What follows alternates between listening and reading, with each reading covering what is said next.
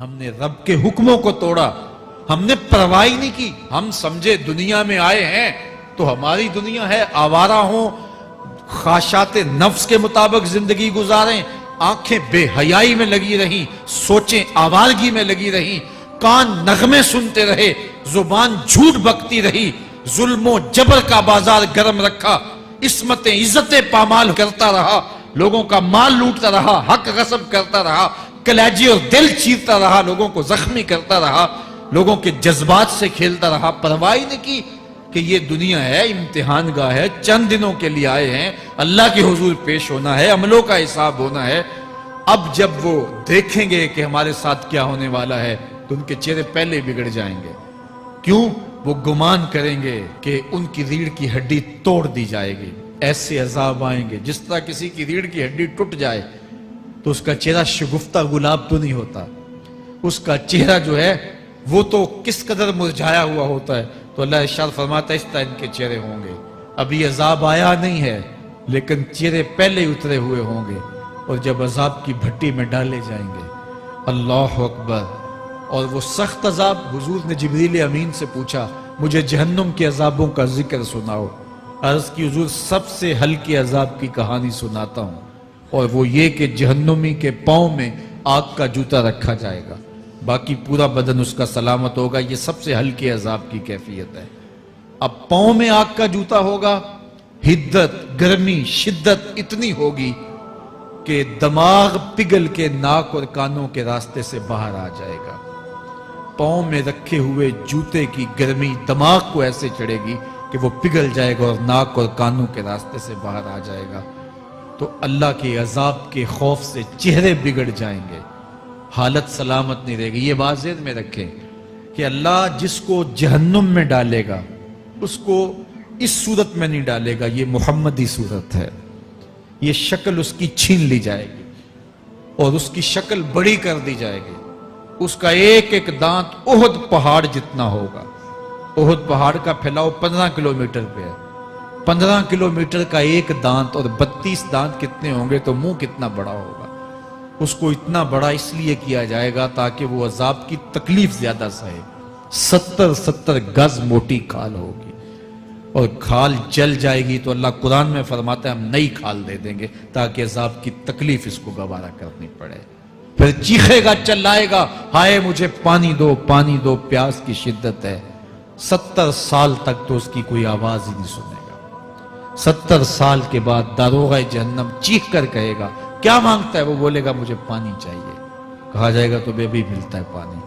پھر داروغہ جہنم اسے پانی دے گا، کوکا کولا کی بوتل دے گا یا پیپسی تھما دے گا یا منرل واٹر کی بوتل دے گا؟ نہیں، قرآن بتاتا ہے اسے مائے حمیم دیا جائے گا، کھولتا ہوا پانی، اور وہ اتنا گرم ہوگا جب پینے کے لیے چہرے کے قریب کرے گا اس سے اٹھتی ہوئی بھاپ کی وجہ سے چہرے کی کھال ادھڑ کے اس کے اندر گر پڑے گی، لیکن اس کے باوجود اس کو پینا پڑے گا۔ اللہ فرماتا ہے یہ دنیا ہی سب کچھ نہیں ہے، سمجھ لیا یہی سب کچھ ہے، آخرت کو بھول گئے، صبح اٹھے کام پہ چلے گئے، شام آئے آوارگی میں چلے گئے، صدائیں آتی رہی حی علی الصلاح حی علی الفلاح، کوئی پرواہ نہیں کی، نہ پیشانیوں نے سجدے کیے، نہ سوچوں میں پاکیزگی آئی، زندگی یوں گزار کے چلے گئے۔ ایسے نہیں، کہا ایک وہ ہوں گے جن کے چہرے شگفتہ گلاب ہوں گے، ایک وہ ہوں گے جن کے چہرے بگڑے ہوئے ہوں گے۔ اللہ اکبر، کلا اذا بلغت التراقی، یہ تو قیامت کا منظر ہے نا، قیامت سے قبل بھی ایک منظر ہے، اللہ اس منظر کو بھی بیان کر رہا ہے، کلا اذا بلغت التراقی، ہاں ہاں جب جان گلے کو پہنچ جائے گی۔ اے انسان تیرے اوپر وہ گھڑی بھی آنے والی ہے، وہ وقت بھی آنے والا ہے جب سانس اس ہنسلی میں اٹک جائے گا، جب سینے سے بھی سانس اوپر چلی گئی، اب ڈاکٹر بھی لا علاج قرار دے رہے ہیں کہ اب علاج نہیں رہا ہے، جان بس اب نکلنا چاہ رہی ہے، اور کہا جائے گا کوئی جھاڑ پھونک والا بلاؤ۔ اب ڈاکٹروں نے تو جواب دے دیا، اب سانس اٹک گئی گلے میں، چند لمحوں کی مہمان ہے، اب ڈاکٹروں نے کہا اب ہماری جانب سے لا علاج ہو گیا، اب لے جاؤ اس کو گھر، یا وینٹیلیٹر پہ ڈال دیتے ہیں اس کو، بس اب ہماری جانب سے کوئی اس کا علاج نہیں ہے۔ اب گھر والے روتے ہیں، کہتے ہیں کوئی جھاڑ پھونک والا لاؤ، کوئی دم والا لاؤ، شاید وہ کوئی دم کرے تو اس کی جان میں جان آ جائے۔ ڈاکٹروں نے تو لا علاج قرار دے دیا۔ وَظَنَّ عَنَّهُ الْفِرَاقِ، اللہ فرماتا ہے یہ تو جھاڑ پھونک والے کو ڈھونڈ رہے ہیں، لیکن جس کی سانس یہاں اٹکی ہے وہ سمجھ گیا ہے اب موت آ گئی ہے، اس کو یقین ہو گیا ہے کہ اب موت کے لمحے آ گئے ہیں، اب میں بچ نہیں پاؤں گا، اب آنکھیں تاڑے لگی ہوئی ہیں۔ وَالْتَفَّتِ السَّاقُ بِالسَّاقِ، پنڈلی پہ پنڈلی چڑھ رہی ہے۔ جب موت آ جاتی ہے تو پھر پنڈلی سے پنڈلی لپٹ جاتی ہے، اس کو پھر جدا کرتے ہیں اور جدا کر کے دونوں انگوٹھے باندھ دیتے ہیں تاکہ پنڈلی کے اوپر پنڈلی نہ چڑھے۔ اللہ وہ منظر بیان کرتا ہے، صاحب یہ وقت آنے والا ہے جب دونوں انگوٹھے باندھ دیے جائیں گے، جب ناک میں روئی ٹھونس دی جائے گی، جب چٹے لباس میں کفن دیا جائے گا، جب غسال کے سامنے بے بس پڑے ہوں گے، وہ چاہے یہ بازو اٹھائے چاہے یہ بازو اٹھائے، گرم پانی ڈالے یا سرد پانی ڈالے، جب بس پڑے ہوئے ہوں گے جو ہے وہ غسل دینے والوں کے، اور ناک میں روئی ہوگی اور دونوں انگوٹھے آپس میں بندے ہوں گے، یہ محل، یہ ماڑی، یہ کوٹھیاں، یہ بنگلے جس کو سویر شام لگ کے حلال حرام کی تمیز کیے بغیر بنایا تھا، غوث اعظم رضی اللہ تعالیٰ عنہ بولے مکان بنا رہا ہے، بسیں گے اور حساب تو جا کے دے گا، اور یہ تو ایک رات بھی تجھے اس گھر کے اندر نہیں رکھیں گے کہ چلو ایک رات مہمان رکھ لیں۔ کہتے ہیں نہیں نہیں، مہمانوں نے بھی جانا ہے تو جلدی کرو، اس کو سپرد کراؤ، وہ تو تیرا لباس بھی پھاڑ کے اتاریں گے، خود غسل دینے کے لیے تیار بھی نہیں ہے،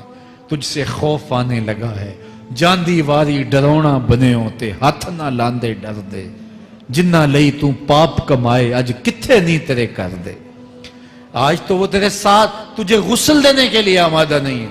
وَالْتَفَّتِ السَّاقُ بِالسَّاقِ، جب پنڈلی پہ پنڈلی چڑھنے لگ جائے گی، إِلَىٰ رَبِّكَ يَوْمَئِذٍ الْمَسَاقُ، اس دن تیرے رب کی طرف ہی لوٹ کے جانا ہے۔ فَلَا صَدَّقَ وَلَا صَلَّىٰ، اس نے نہ تو سچ مانا اور نہ نماز پڑھی، وَلَٰكِنْ كَذَّبَ وَتَوَلَّىٰ، ہاں جھٹلایا اور منہ پھیر کے چل پڑا۔ ثُمَّ ذَهَبَ إِلَىٰ أَهْلِهِ يَتَمَطَّىٰ، پھر اپنے گھر کو اکڑتا ہوا چلا۔ اولا لَكَ فَأَوْلَىٰ ثُمَّ أَوْلَىٰ لَكَ فَأَوْلَىٰ، تیری خرابی آ پہنچی، ہاں تیری خرابی آ پہنچی۔ اَيَحْسَبُ الْإِنسَانُ أَن يُتْرَكَ سُدًى، انسان دنیا میں یہ گمان کرتا ہے اس کو سدا چھوڑ دیا جائے گا۔ سدا عربی میں ایسے اونٹ کو کہتے ہیں جس کی مہار کسی کے ہاتھ میں نہ ہو، شترے بے مہار، جہاں مرضی جس گھاٹ سے چاہے پانی پیے، جہاں سے مرضی چارہ لے، تو شترے بے مہار کو کہتے ہیں سدا۔ تو یہ انسان بھی گمان کرتا ہے کہ میں بھی سدا ہوں، مجھے کوئی کیوں پوچھے، میرے جذبات پہ کوئی کیوں قدغن لگائے، مجھے کیوں روکے کوئی۔ بالخصوص جوانی کے ایام کے اندر جوان کو بڑا ہوتا ہے کہ کوئی مجھے کیوں، وہ تو ماں باپ کے کہنے میں بھی نہیں آنا چاہتا، وہ کہتا ہے کیوں مجھے روکتے ہیں، میری جوانی ہے، میرے جذبات ہیں، مجھے آزادی سے جینے دو، کیوں میرے راستے میں رکاوٹ بنتے ہو، میں سدا ہوں۔ اللہ فرماتا ہے نہیں، ایک اونٹ تو سدا ہو سکتا ہے، جس کو میں نے اشرف المخلوقات بنایا ہے اس کو تو سدا نہیں چھوڑوں گا، اس کو تو پابند بناؤں گا حکام کا۔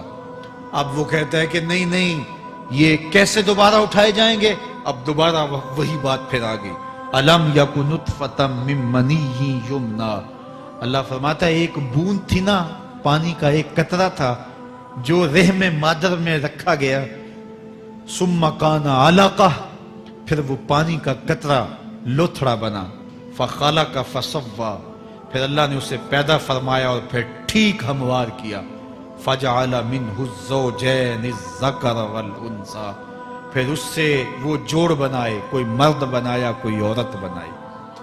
کہا اب غور کر، اب تیری آنکھیں دیکھتی ہیں، بجلیاں چمکتی ہیں، تیری زبان کا طوطی بولتا ہے، لوگ اشش کرتے ہیں تیری گفتگو پہ، تیری گفتار پہ صدقے جاتے ہیں، تیرے لہجے کے جمال کو دیکھتے ہیں، تیرے سینے کا زور، تیرے پنجوں کی طاقت، تیری دماغ کی تیزیاں اور تیری سوچوں کے اجالے، تیری زوردار ٹانگیں، تیرے کڑیل بازو اور تیری چوڑی چھاتی اور تیرے گلاب کی پتیوں جیسے ہونٹ، اے انسان یہ سب کچھ کہاں تراشا گیا؟ ماں کے رحم میں، اس تاریکی میں جو 3 پردوں میں تھی، تیرا سر تیرے گھٹنوں میں تھا، اور تیرے رب نے وہاں تیرے اندر نسوانیت یا رجولیت کی صلاحیتیں پیدا کی، تیری آنکھوں میں چمک پیدا کی، تیرے کانوں میں نغمے بکھیرے، تیری زبان کے پٹھوں پہ قوت ذائقہ رکھی،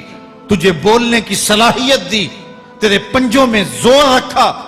آج تو مفتی شہر ہے، آج تو علامۃ الدہر ہے، آج تو قاضی القضات ہے، آج تو منسٹر ہے، آج تو وزیر اعظم ہے، آج تو پہلوان ہے، آج تو شہزادہ ہے، آج تو بادشاہ ہے، آج تو زوراور ہے، آج تیری طاقت کے کیا کہنے؟ آج شیروں کو تو نچا لیتا ہے، ہاتھیوں کو تو بٹھا لیتا ہے، آج تو بڑا زوراور گھڑ سوار ہے، آج تیری طاقت کے کیا کہنے؟ تو کشتی کرتا ہے، زمانہ دیکھنے آتا ہے، آج تیری طاقت کے شوہرے ہیں، تیری عظمت کے تنتنے ہیں، لیکن انسان تو ایک ناپاک قطرہ تھا اور رحم مادر میں تھا۔ تیرے اندر یہ رنگ کس نے بھرے؟ تیرے کانوں میں نغمے کس نے رکھے؟ تجھے دماغ کی قوتیں کس نے دی؟ زبان کو بولنا کس نے سکھایا؟ آنکھوں میں توانائیاں کس نے رکھی؟ تیری زبان کا طوطی بولتا ہے، یہ سلیقے کس نے دیے؟ پھر اللہ فرمایا، کتنا زوردار بیان ہے، الیس ذالک بقادر علی ان یحیی الموتى، جو ماں کے پیٹ میں ایک نطفے کو ایک خوبصورت انسان بنا سکتا ہے، ہڈیوں کو جوڑ کے دوبارہ انسان نہیں بنا سکتا؟ کیا وہ دوبارہ تجھے کھڑا نہیں کر سکتا اپنے سامنے پیش ہونے کے لیے، جس کے حکموں کو تو نے توڑا ہے، جس کے فرامین کا تو نے مذاق اڑایا ہے؟ کیا وہ اتنا ہی بے بس ہے کہ اپنے حضور تجھے جو ہے وہ کھڑا ہی نہیں کر سکتا ہے؟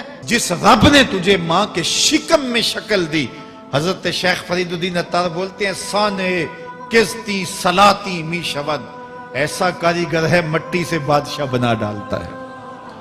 اس نے مٹی سے دارا و سکندر بنائے، اس نے مٹی سے جو ہے وہ رستم و سہراب بنائے، اس نے مٹی سے کیا کیا بنا دیا جو مٹی سے بادشاہ بنا سکتا ہے، جو نطفہ رحم مادر سے جو ہے وہ شکل اور صورت اور رنگ اور جمال بنا دیتا ہے۔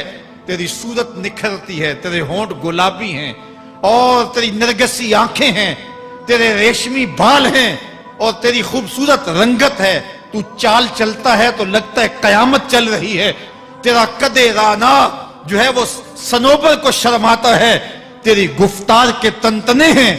جس نے اتنی خوبصورت شکل ماں کے رحم میں بنائی، کیا وہ ہڈیوں کو جوڑ کے دوبارہ انسان نہیں بنا سکتا؟ وہ دوبارہ انسان بنائے گا اور پھر تجھے اپنے حضور کھڑا کرے گا۔ اور ایک حدیث میں آتا ہے، اللہ بندے کو اپنے حضور کھڑا کرنے کے بعد اپنے سامنے سے ہٹنے نہیں دے گا جب تک 5 سوال نہیں پوچھ لے گا۔ ان عمرہ ہی فیما افنا ہو، اس کی عمر کے بارے میں پوچھے گا، کہاں ضائع کی؟ میں نے تجھے زندگی دی، 60 سال 70 سال 40 سال 50 سال، اس زندگی کو کہاں گزار کے آیا ہے؟ ان شباب ہی فیما ابلا ہو، اس کی جوانی کے بارے میں پوچھا جائے گا، جوانی کہاں گزار کے آیا ہے؟ مجنوں تو نہیں بنا رہا، خواہشات کا اسیر تو نہیں ہو گیا، دیوانوں کی طرح زندگی تو نہیں گزار کے آ گیا؟ تیری جوانی کسی چوک میں تو نہیں گزری، تیری جوانی آوارگی میں تو نہیں گزری، ساری رات سوشل میڈیا کے